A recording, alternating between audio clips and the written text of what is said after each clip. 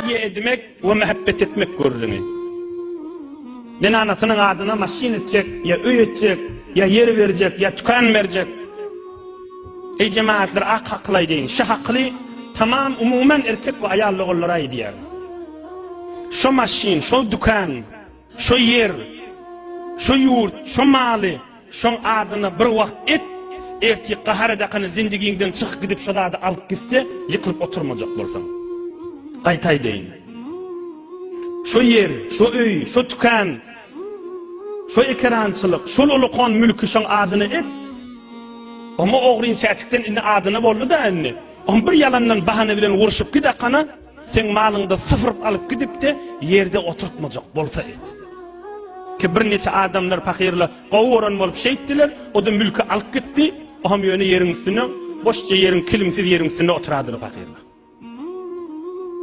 Falan boyda şum şeyle oluptur, falan yerde doğunuma şeyle zat veriptir, falan dağda şeyle zat veriptir, sen men qovurmayan mi, sen bayet bana vermeli, bir zat, vazifan adel. Xudaya emretmendir.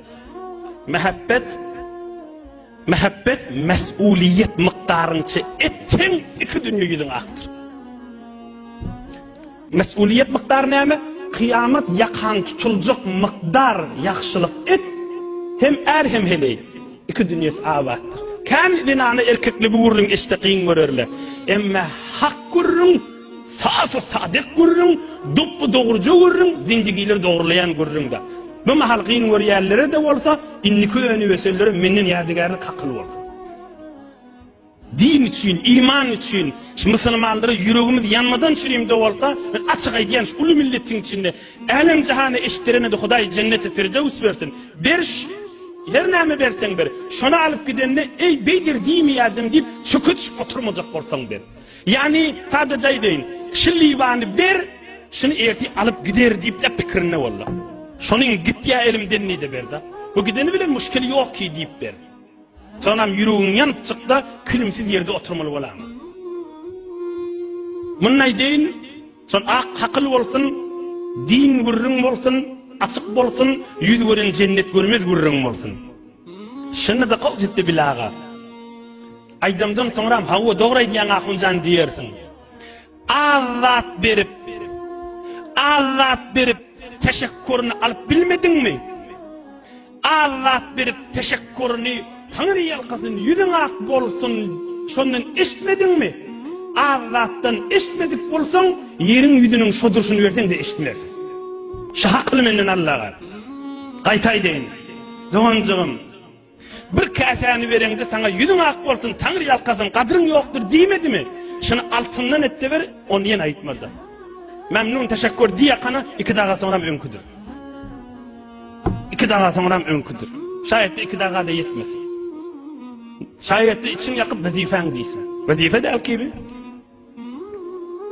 Her taraftan çeheley taraftan. Her taraftan çeheley taraftan. Her taraftan çeheley taraftan. Mesuliyet miktar, yakan tutulacak miktar yakşılık et. Bolor şu. Edafe yakşılık edecek deyip görme. Uy bir de soğap gerek. Şu qov vazifeni yerine yetir, şu bolor şu kimi de soğap. Edafe soğap edecek deyip onunla bir kefeştemizde yüreğimiz yanakını qışak oturacak bolsa, ona kan soğap etmek değilmir. Ola intizarın üstünden ediliyende. Ben beter içine girmeyin ki hem kişinin müdiriyeti, ahlaki, haklı satman durmasın. Ulu milletin haklı satar miktarca hizmetinde yetireyim. Yan kıvırın ne bolli? Azat bilen yüzün ak bolsunu işitmesen, kan zat bilen yüzün ak bolsunu işitmesin. Bir azıcık mal verip yüzün ak bolsun, Tanrı yalkasın deyip kadirdanıyı işitmesen, kan zat bilen ne kadirdanıyı işitmersin. Odullun elhamdülillah bir öz tecrübemizdi, yani gün yaşandan sonra Resulullah canın dirman sözünü şu vardı gördüm. Yüreğim yönü giyinip açılardı, keyif oldu Resulullah canın dirman sözü. Ne mi deyiptir Peygamberimiz? Men lem yeşkuril qalila, lem yeşkuril kesira. Ravahul Beyhaqi. Görsün Resulullah'ın aydan sözümüştür. Elhamdülillah. Resulullah can aydıptır. Ey ummetim deyiptir. Allah'a teşekkür etmeyen kâne de teşekkür etmez deyiptir. Görsün Resulullah'ın sözümüştür. Elhamdülillah. Allah'a köp şükür. Görsün Resulullah'ın derman sözümüştür.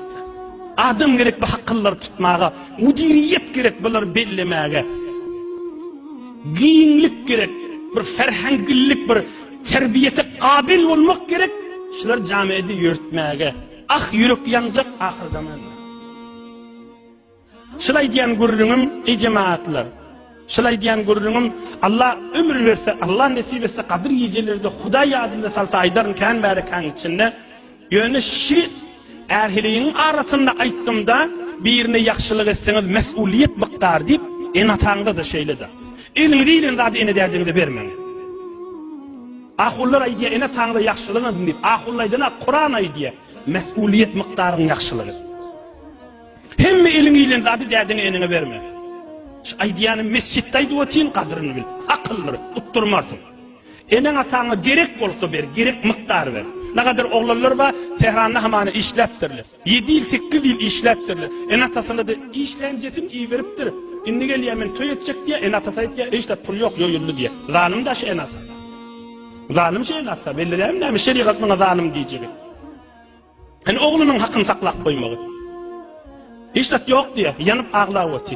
Ya mesela oğul bir ömür işleptir, hemmesini dədesine veriptir. Öydü dədesinin adını etiptir. Eneler merhum oluptur. Dəde başta denana alıptır. Hemme adı denanasının adını ediptir. Bir ömür işleyen oğlun yerde oturup ağlar otu. Zalim değil mi şu dəde? Ne mi diyecek şu dəde ağırda? Ahuncallar da din ne mi diyor şu adamı? Zalim dəde diyor da belli değil mi? Bir ömür oğul işleptir. Dədesini öye veriptir, yurda veriptir. Öyle şu derdem benim bile yaşar mı ya da? Ama misalla, dünyadan geçiyor, başka hele geliyor, onu hem mezadım şehirleye veriyor, oğul denana gelin hem mesağlaşıyor otuydu. Hiç kimenden de dert gelin. Get yok bollik koy veriyor. Zalim daş. Ondan sonra inni köyünü besiyerli, yaş oğlalla. Ala kadri mesuliyet verin, utturmarsanız, verir de çıkmarsınız, kıyamatta yüzünüz ak olur. Bir dünyada da çok oturmarsanız, kıyamatta yüzünüz ak olur. Gerek miktarça verin. Gerek miktarça verin. Atan hakkında da şeyli, oğulgıydın hakkında da şeyli. Bir oğlum qovuriyan deyip kərrəq etcek bolup, bir gelinim qovuriyan deyip kərrəq etcek bolup, doğulun hakkında da şeyli. Mesuliyet miktar yaxşılığı, edafe yaxşılığı etcek bolma. İnni ol dosa edafe yaxşılığı etcek bolup, ya daşarda birini zamin molan bolup, ya edaferak malını ixtiyarını koymakta düyüp hakkıllandaştır. O gurrun yönümün mevzum değil, bir mahal xanavadan gurrunu, erhileyin gurrunu doğultturmayın. Yine alel musi'i kaderuhu alel muqtiri kaderuhu. Kur'an ayetiye. Erhili halına varar yaxşılık etmeli birine. Mesela adamsı aydiyarda den anasına men diye şıcırım malım ma, şıcırım mülküm ma, şıcırım vergim ma. Sen şu evin maşben rabi ol. Ondan anaysa yo onu da halk alıptır men halk alıptır men ne alacak utanyan deyip kıssaga salsa yine den ana zalim oluyor. Halına aydıvati tamam oldu da. Ama halına aydıptır malı mülkü ba. Onu da gerek miktarını vermese bir erkek zalim. İsraf hatta varacak bolsa da ayıp böyle. Bir münden melek israf oluyor. Münden men başarmayan diyemel. O men cüz'iyatına girmeyin. İnni bir erhili bir kadri mesuliyet miktar vermeli dedik de kıyamet yakan tutulacak. İnni bir erhili ihtilaf oluyor, dava oluyor. Bir diye sen vazifen diye erkek de diye men vazifem değil diye bir meselede. Onu şu vakit ulamaları maslahatlaştım. Kur'an, sünnet, din mana mı diye. Hakkı mümkün değilsin, şu vakit taysir hak olsa, şuna muti olsunlar. Bir üç oldu, dördülünce. Ey hacı dädeler, ey cavan oğlanlar, altının suvilen yazıp koymalı gurrunlardır kadrini bilin.